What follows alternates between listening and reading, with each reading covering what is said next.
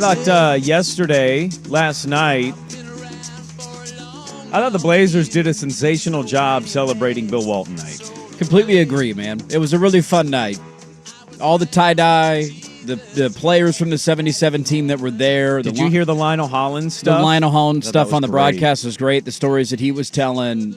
Brooks' jacket, I want to buy a jacket like that. That was a badass tie-dye jacket. Cool. That was sweet. Did the reporting. Did you? We got the info. Is it homemade or did she buy it somewhere? I just simply said, where does one find a tie-dye women's suit? Because I saw this in the half of the post, and I just got, I'm watching the post-game. Post-game's about wrapped up. I didn't want to text her during the game because obviously she's busy.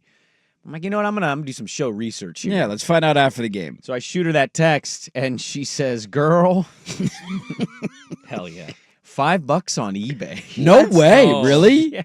That's it? $5 on eBay? Yeah, for a tie-dye suit? Now, unless her joke is like me buying it from her, I don't know where you get that, but that was like incredible. One thing to find a tie-dye tie, it's another to find a whole suit that's tie-dyed like that. And I honestly wonder, did she have to do that herself? Like, is that a homemade tie-dye suit? Like, you buy a white jacket and white pants and go through the tie-dye process yourself. But it looked too professionally done, but I don't want to doubt Brooke Olzendam's tie-dye abilities. Well, you don't want to overlook that, but maybe she's right. Maybe it was a $5 thing on eBay. $5 suit on eBay is a hell of a deal, man. Surprised. Who did she outbid? Somebody in Japan? Damn it! $4.99. I thought I had the top bid. Some Japanese guy getting all pissed off. No, beat me. That was a one-bid item. Are you kidding me?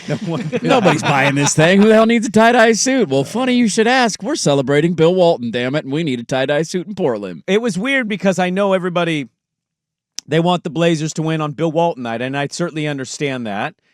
I kind of weirdly was happy with the result, not for tanking lottery purposes, but because it felt right to watch a Walton celebrate a win after that game. Yeah, I honestly did not know that going into the game. I didn't know the connection to why they were doing it on this Sunday. I just thought it was a random day that they could get everybody in town, and then the game starts, and I'm like, oh, Luke Walton's on the Detroit Pistons staff. That's why we did it tonight. Okay, now it all makes sense, because I was wondering, why are you randomly doing this on a Sunday against the Pistons? Yeah. I thought maybe the Sixers, that's who we beat in the finals, like when they're in town, find some other connection, and then it dawned on me that, there's Luke Walton. I'm a little bummed, and actually I would venture to say I'm very disappointed this morning, Dirt.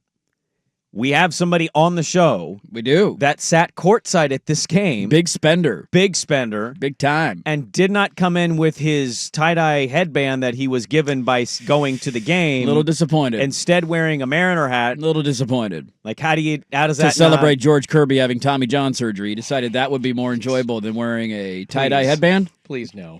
I actually did have my tie-dye headband set out. Why did you say that? Why did you have to do that? Do you want me to talk Blazers or Mariners? What are you doing here? You're just making my brain split. That was low-hanging fruit. Why did you not wear the headband? Yeah, I got a free headband. You just got it. No, I wanted to, and I had it set out. It's just sometimes at 4:15 in the morning in the dark, you forget, and your brain's not working correctly. So I lost an hour of tomorrow. sleep, too. That's true. Well, you always remember to wear Mariner gear. Yeah, there's a Mariner hat on. Immediately. Never forget the Mariner hat on the way out. That's because my hair was not done. All right? Like, you guys wearing hats. Wouldn't look great behind a headband, behind a Bill Walton headband. I'll wear it tomorrow. You had some solid TV time. There was a couple moments, one in particular in the second half where Cade had a nice layup, and on the replay, because it was when Detroit was coming towards your side in the second half. Yeah. There's the shot of you. Cade hits the layup, and then it's just you, and you turn. I think you're turning to your wife to say something like, God, he's amazing, isn't he? I think I turned to her and was like, he is him. You need, like, Cade Cunningham is, I think I said, I am so glad that we're watching him at this end because he's unreal. One of the best players in the NBA right now. And screw Ant Edwards being the face of the NBA. People need to talk more about Cade Cunningham as the face of the, well, Ant doesn't want it. Yeah. Cade Cunningham, 28 points last night. He can scoop, he can score in any, like, seriously, pick and rolls, jump shots that he creates the space off of. It doesn't matter. He's good. And I'm just like amazed watching him at that angle. I'm surprised more and more people aren't talking about him being the face of the NBA. I had said going into that playoff game, success is why. If that changes in the next couple of months, he'll be in that conversation. Same as Anthony Edwards at this point last year. I don't think anybody was saying Anthony Edwards may be the next face of the NBA. And then they found themselves in the conference finals, and you're like, oh, this guy's pretty good. Well, aside from the Bill Walton night, like I just looked at that game and I'm like, that's a great game to go to. I wish I would have went to that game. And when you text us that you had courtside seats, I was incredibly jealous. Pistons are fun to watch, man. They're a good team to watch. They're a fun team to watch. And you look at them and you see the way that they're building because, man, they've taken a step this year, and you're just like, damn.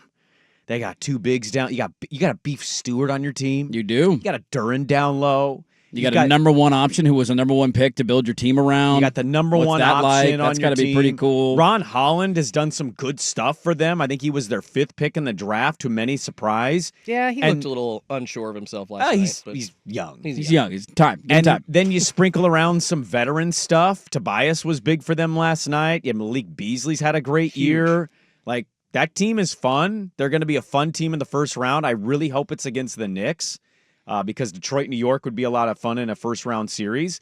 But what did you think of the festivities? Like the whole night in general of Bill Walton night as somebody that went and sat courtside. I mean, I slipped by Bobby Gross walking into the stadium initially, or the arena. I was like, oh, it's Bob Gross. Like, let me shake your hand. Appreciate it, sir. I'd met him in the past. I think he came in with Terry to a radio station I used to work at when they had originally retired their numbers. So I was just like, hey, I remember me from 10 years ago. No, you don't. Thanks. Shake my hand. I promise you he doesn't. No. Oh, hell no. And I didn't expect him to, but I just said, hey, I met you more as an appreciation. Like, thank you for what you've done, for Blazer lore and for me and everything and all of us fans. But outside of like running into him and then a couple of other players you could kind of see walking around, I mean, I obviously didn't see the interviews on TV, but it was really cool to be a part of there. They had a lot of stuff Bill Walton themed. They had a Grateful Dead tribute band here from Oregon playing at halftime. That, honestly, just sitting there, kind of like, deading it up a little bit, having a beer during halftime, sitting there on the floor. That was kind of a cool moment. Made you want to drop some acid, didn't it? Take a couple of edibles for the second half. Let's get entertaining. And I know Bill Walton would have wanted it that way, not dropping acid, but just sitting there at a Grateful Dead concert. No, yeah, that too. Okay, I think the acid, too, he would have been totally fine with. I think he would have given you a thumbs up on that one. Is this controlled LSD? No, but they had a great tribute video that they played. It was, yes. Yeah. They showed that on TV, too. Exactly. They played that on the big screen. They had his number up in the rafters, kind of spotlighted all night. Look, so just really cool. We can get to the game stuff, too, on this, but final thing I'd say on this, Dirt, is like we can disagree or nitpick, I think, at team building, the actual on court. I think where the franchise has largely not missed is in these moments. Oh, they've been great in these moments. No matter the regime, no matter who's in charge, this social media, the tribute nights, they usually, the only thing they've done where I've been like, is have like 2 Drew Eubanks tribute videos where I'm like, I don't think you should have one, but okay, I guess. The only other one that I'll add to that list is the number 7 is retired but not retired. That's the only other one I'm like, you can't wear it, but we're not retiring it, but we might retire it, but you can't wear it. It's like, I just pick a lane there, and if you want to, I'm fine either way. We still haven't had a number 7. No, there's not been a number 7. I mean, Melo wanted it, but they told him on the side, you can't wear that. That's kind of Roy's thing. You can't wear that number. They're weird with retired numbers. They have 2 number 30s that are retired. They do. They didn't retire the one Hall of Famer, Arvydas Sabonis. Like his number after he went in, 11's still being worn by the likes of Vladimir Stepania to Sergio Rodriguez. Those are the greats that have worn 11 post Arvydas. All right, Sergio. No, Sergio. No, I don't understand what they do with the whole number. To be honest with you, though, it was I obviously don't have any Bill Walton Blazer memories. I'm far too young for any of that. There was I always love watching the highlights and hearing stories from my dad, who was in Portland at the time, and running into him at the Cheerful Tortoise and riding his bike around and playing soccer at public parks. Just think, man, that would have been a really cool time to be a Blazer fan. The part of it that made me feel really sad last night was that we're entering the week of conference tournaments this week for most major conferences. I know the West Coast is still going on right now. And that was one that hit me. Like, I knew that Bill Walton passed away, obviously. I knew that they were doing this. I was just reminded of how much I miss that guy, man. Calling college I miss that guy calling a Arizona-UCLA game that tips off at 8:30 at night, ranting about glockenspiels. And you're just like, what is he doing right now? But this game sucks, and he's entertaining the hell out of me. And I was reminded of how big of a hole there is in the college basketball broadcasting community without him. I was watching that Oregon-Washington game yesterday afternoon, and I was thinking about that, too. He would have been so good on the call here. It was a good game. It came down to the wire. They went to overtime. Yeah. And I'm like, if Walton was on the call of this thing, he wouldn't be calling it as if it was an overtime tilt. No, he would not. We're getting all sorts of stories about mountains and rivers in the Pacific Northwest. It was just cool to see them celebrate an all-time legend, not only in the sport, but here locally because of everything he helped create, I think, for our Portland Trail Blazers.